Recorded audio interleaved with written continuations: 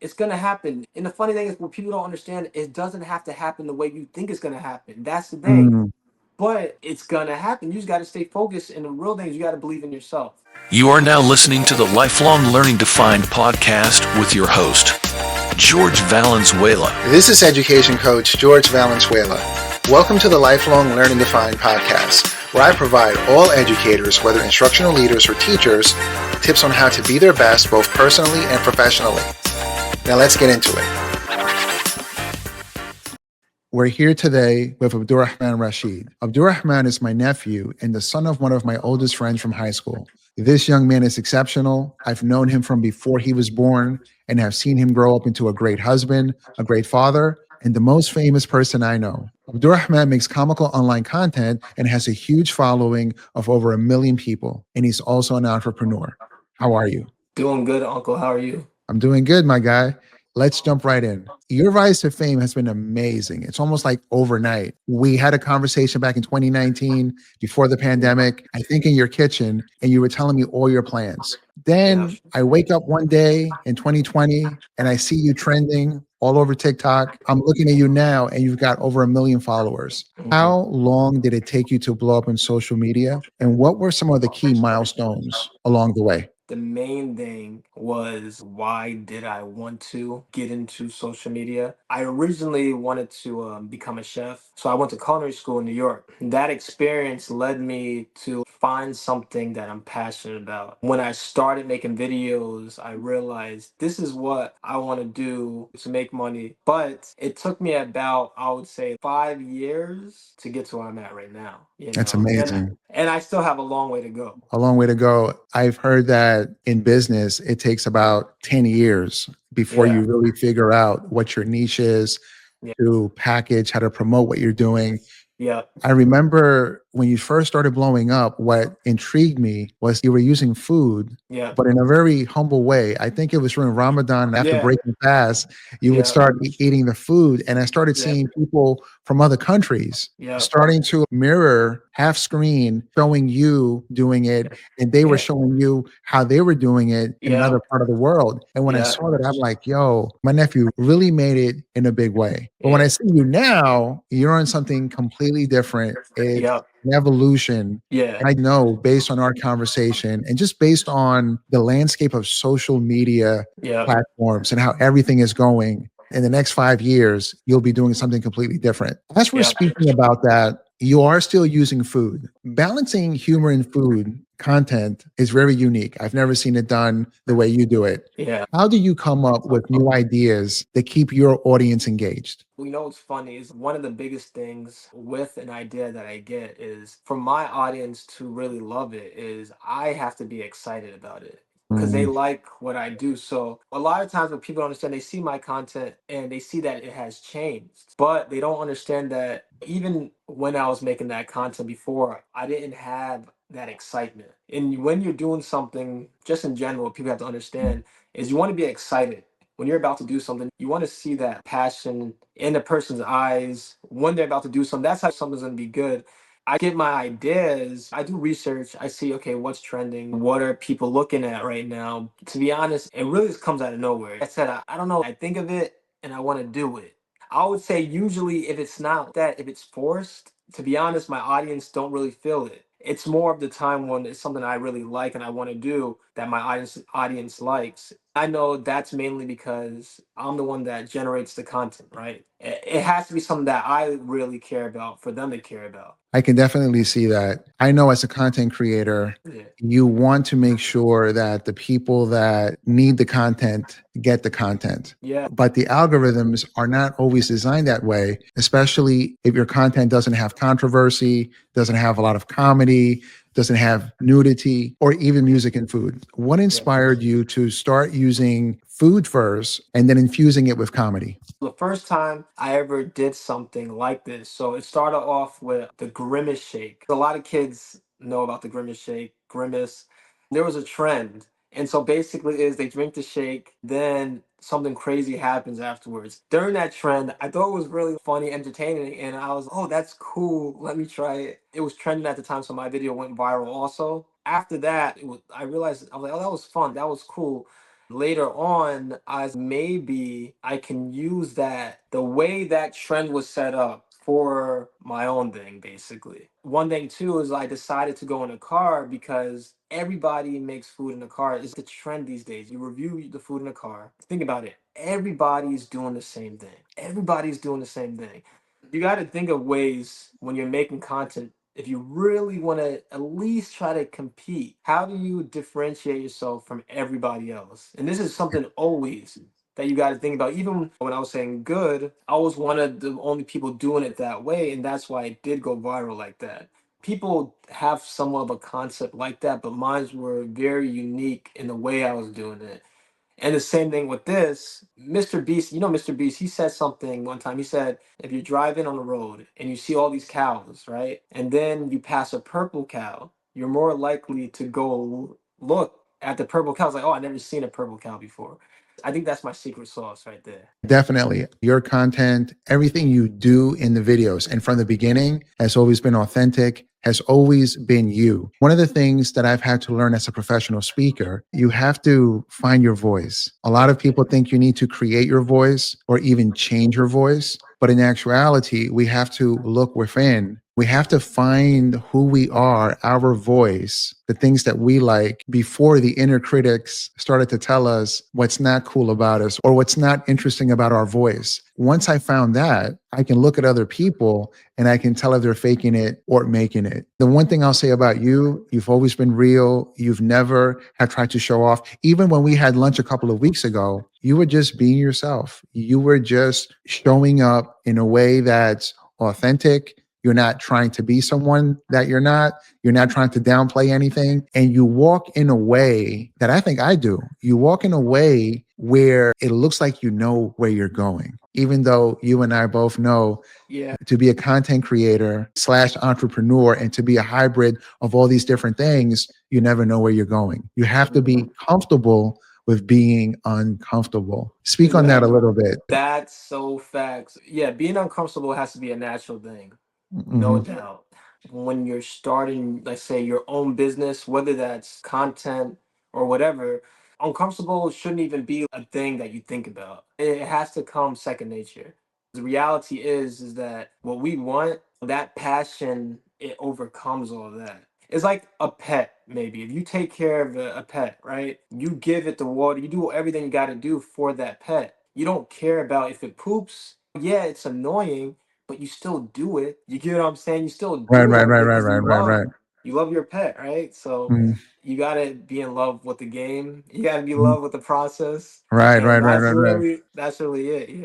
If you're watching this on YouTube or listening on Spotify or iTunes, please hit the subscribe button. Please hit the like button and share this episode with your family, friends, and colleagues who are interested in self-improvement through lifelong learning.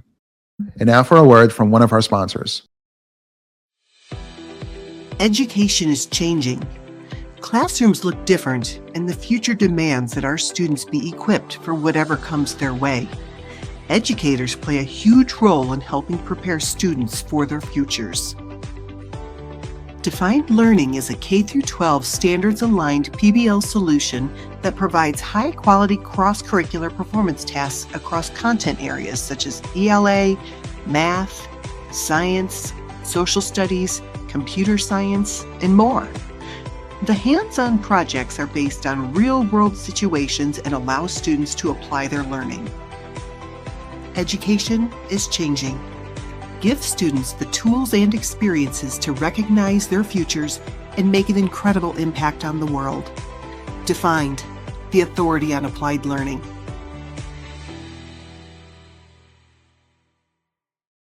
We had the pleasure of listening to George this morning on project-based learning, and he shared his story that his aunt encouraged him to go into education. And she was absolutely right. He is so talented at sharing information in a way that is easy to digest and is inspiring to go back and actually implement and make change. So my takeaway is that Mr. Valenzuela was very inspiring. He was very motivational and helped me to think about a new way of getting my teachers excited. When I set out to do a workshop, my key deliverable is energy. And this momentum is used to make connections, inspire, educate, and ultimately transform the audience, so that they're compelled to take that same energy back to their schools and communities. And although we have fun, we tackle the hard topics of today, like educational policy, pedagogy for improving curriculum and instruction, and empowering today's students by connecting our work to the needs of the workforce. So please consider Lifelong Learning Defined for your next keynote, workshop, or conference, and overall instructional and educational coaching needs. My name is George, and I hope to connect with you soon. We would love to have him come and do some work with us and help us be a little more successful and help our students to be more successful.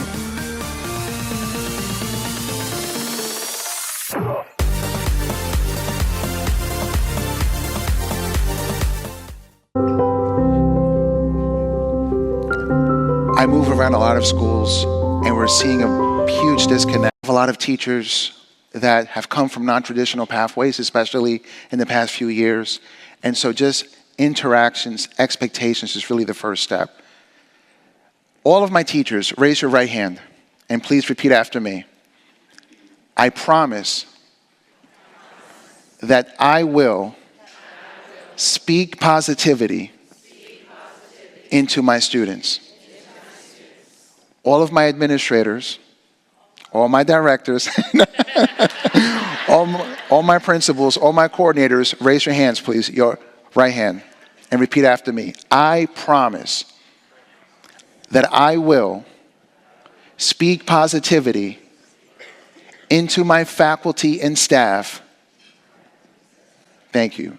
What I see in a lot of people that are making online content, it seems sometimes like they're more entrepreneurial than they're passionate about what they're doing. I think people need to understand what the difference is. Your why for why you make the content, for why you're a teacher, you're a speaker, you're a politician, whatever that is, should always be about connecting with others, helping others through something that you're passionate about, and you're now sharing that with them. That's your why, right? That's your why. Your why, in my opinion, should never be tied to making money, because there will never be enough money. Although research shows that money can make you happy up to a point, it doesn't give you that bliss, that satisfaction, and the fulfillment that helping others does. Yeah. Now, the purpose of having a business and being an entrepreneur is to make money, because any business owner knows you have to make a profit, increase your margins, and keep your costs low.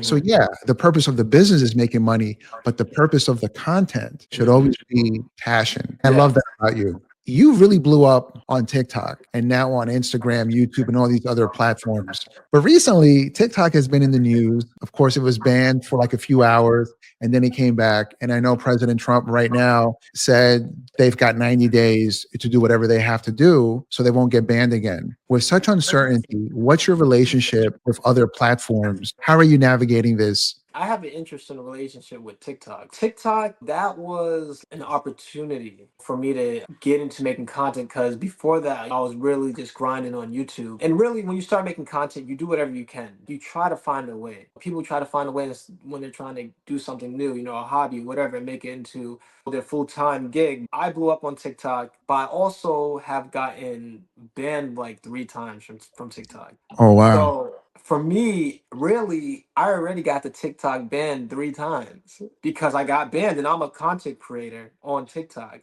And not only me, so many other people that have gotten banned from TikTok, and they just went to other platforms because they built so much and they weren't able to make that rebound back on that platform. I mean, so the first time I got banned was it was 3 years inside of the content that I was doing, and it taught me a lesson that you can't have all your stuff in one basket, right? Your eggs in one basket. Yeah, you can't you can't have your eggs in one basket.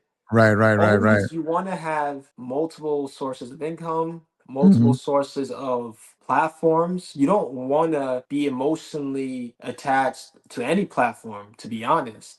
Because if anything is to happen to those platforms, if you're true at what you do, you'll just continue it no matter what. Right. And after I learned that, I was like, okay, I have to build on other platforms. And that's why now Thank God I have 1.2 million followers on Instagram. I have 600,000 subscribers on YouTube. That's But amazing. I didn't originally have that. When I got banned, I only had 5,000 subscribers on YouTube and 5,000 Instagram followers. When I originally got banned, I had nothing after that when it came to content. All I had was the natural impact that people knew who I was, right? Right. From And that brought you before. right back. Yeah, that does help because the more people know your face, you're more likely to go viral because they already know you. You built a connection with them. So Mm-hmm. that does help, but I had to rebuild all that into the point of where it's at now.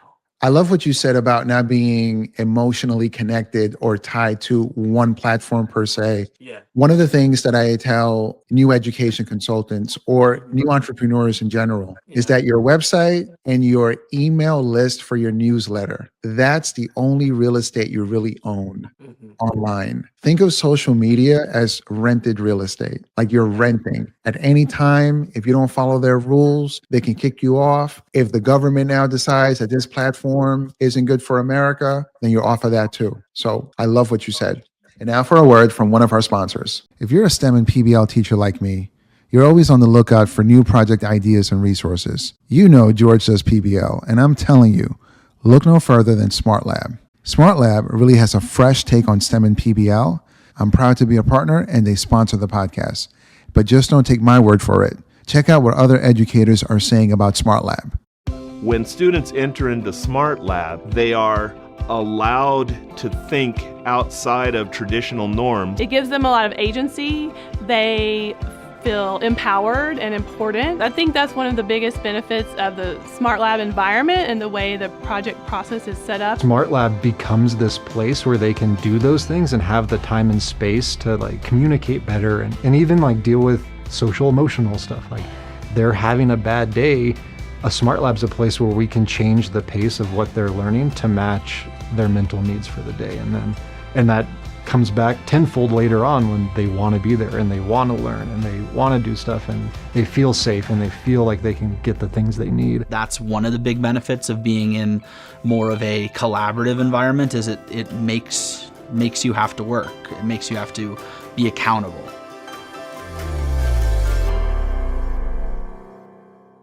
Please look in this episode's show notes for a link to connect with SmartLab. Now I want to transition into something that you and I spoke about recently. Yeah. We spoke about the haters. As we all know, success breeds envy. You, my friend, are very successful.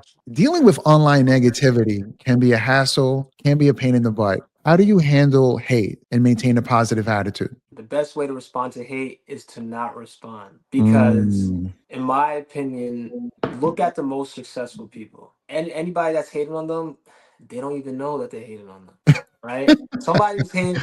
I can hate on, let's say, man, Drake sucks. Drake doesn't know I'm hating on him. He doesn't even care. That has nothing to do with him, right? Right. People are hating on celebrities, influencers, or anybody that they may see successful or have something that they don't have, or if they're judging somebody without any context.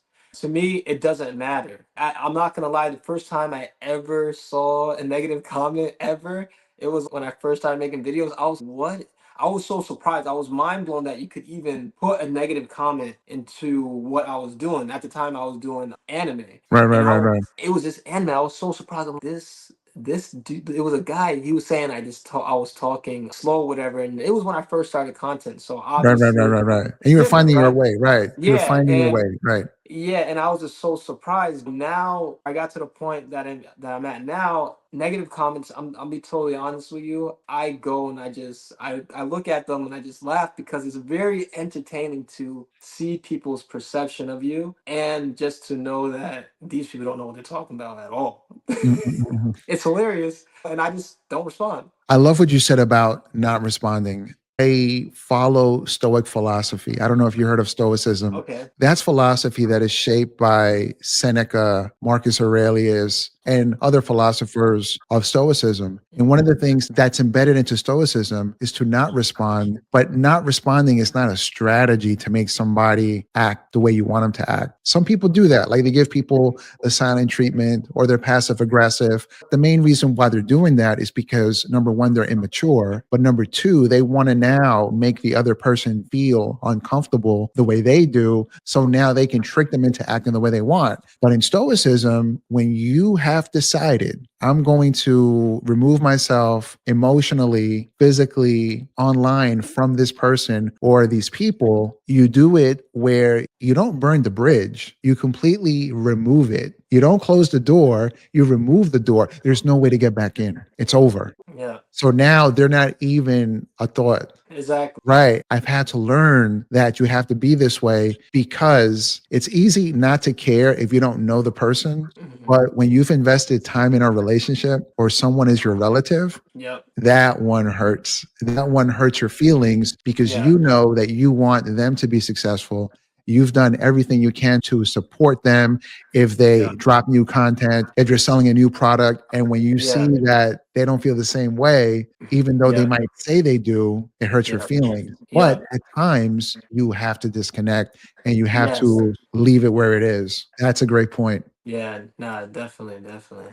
Abdurrahman, as someone who is constantly in the public eye, how do you manage your personal life while maintaining a healthy work-life balance? My content is my content, and my personal life is my personal life. For me, that's the balance. And I've learned this too, is that it's not a good idea to mix your personal life with, if you're somebody on social media, it's not a good idea to do that. It's good to leave it all alone because the internet is a crazy place. And you don't want to mix your personal life with stuff on the internet. You don't want that to get mixed up with what you do. You're you. People are talking about you. It's whatever. That's what you do. That's gonna happen. You don't want other people to get connected into it because first, those people can't.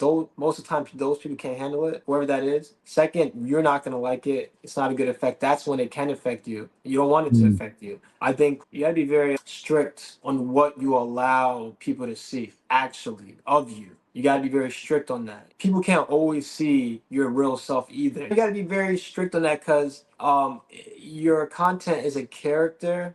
A lot of times, depend on who. I mean, it depends who it Yeah. is, but most of the time, in my opinion, I think content that people is a character, right? And I think you stick to that character, and that's also how you stay professional. Right. Always be professional. It's okay for people to see glimpses of Yeah. who we are, Yeah. but ultimately, you want the light to shine on your professionalism and what you've come here to do. Exactly. One of the things that I've had to learn is don't hide who you are, but set aside the parts of yourself that aren't relevant to your current context of work. Yeah. Mhm. Exactly. Yeah. Because, and at the end of the day, too, people don't really care. They really, to be honest, they don't care like that. And it's funny, people don't That's true. understand. Yeah. Yeah. Audiences are very, very picky. They just want to see what you have. You have to think about it like you do education. Like, if you started talking about something totally different, they probably I don't know about that, but okay. I mean, they want to hear your knowledge and what you gain from what you're doing. I've had to learn that the world really isn't concerned with my opinion. I think at times they want to know I do support a cause, but ultimately people are coming to me for advice on teaching and learning and leading teachers and leading students. Yeah. So even though at times I get tempted just like everyone else to say what I have to say or to say what I feel, but I always put it through a filter. Is it really important for me to say this? Is it really going to impact change? Or is it me feeling like I said the right thing or I said what I think people want me to say? I look back every day on my Facebook and look at my memories, and I realize that I really have to post about food, about the politics of the day, about the weather where I live. I look at some of these old posts. They didn't even age well because they're not important. For some people, I feel like they live online, socializing. They're posting their food, posting a picture with their dad at the nursing home, with their mom watching TV, with their kids. And I just wonder, are they even present in their lives? I wonder about that. Well, anyway, that's none of our business, right?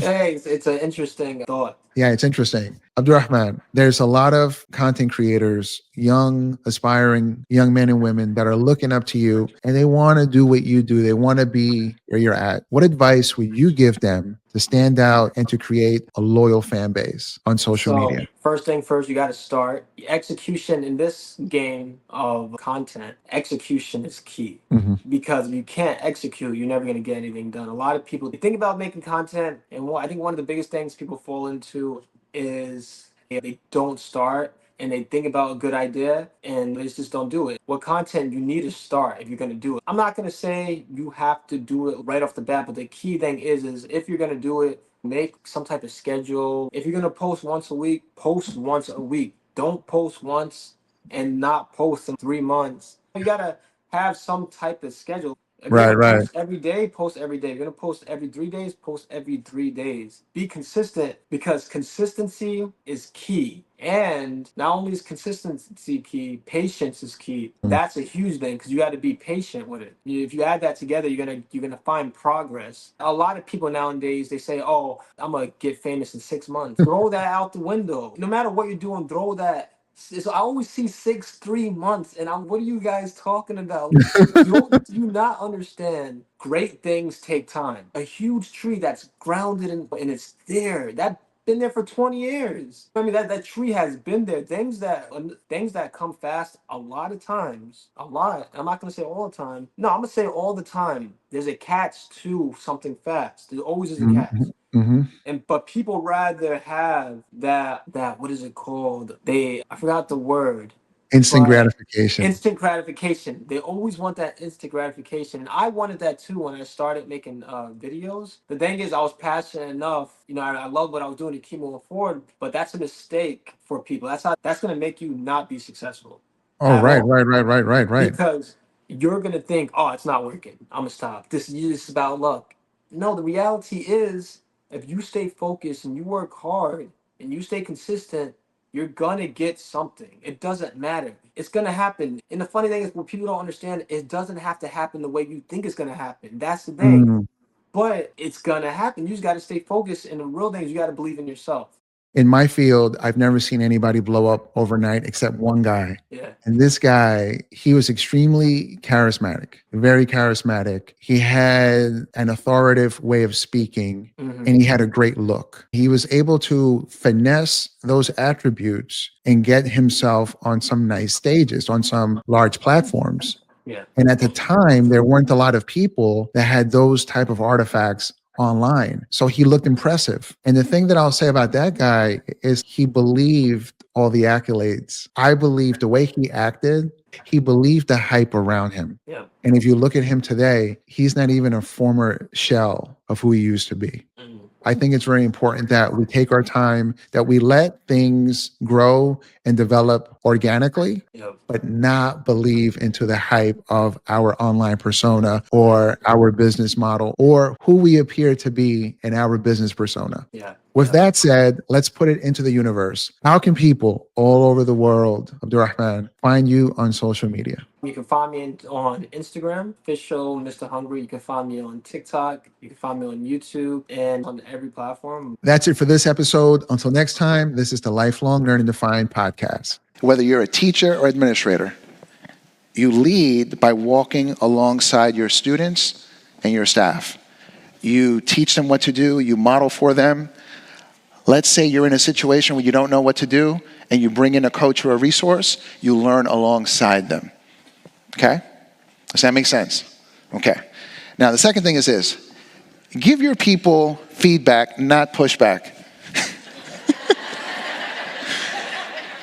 Whoever you push back on, whether physically or verbally, they're going to do it right back immediately. And if they're intimidated by our position, our status, they're going to do it behind our backs and ruin our programs. My guy.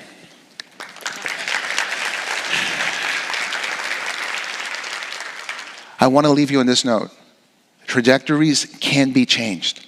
When I was in 10th grade, here's a snapshot of who I was in 10th grade. There's a rapper named Rakim. I'm not sure if you guys know about Rakim, but he used to say, it's not where you're from, it's where you at. And I played that on my headphones at 16 years old every day until I believed it.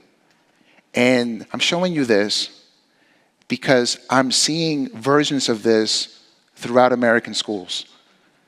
This is your reality of what you have to face. If I can do it, any kid can do it, but they have to work hard. Thank you.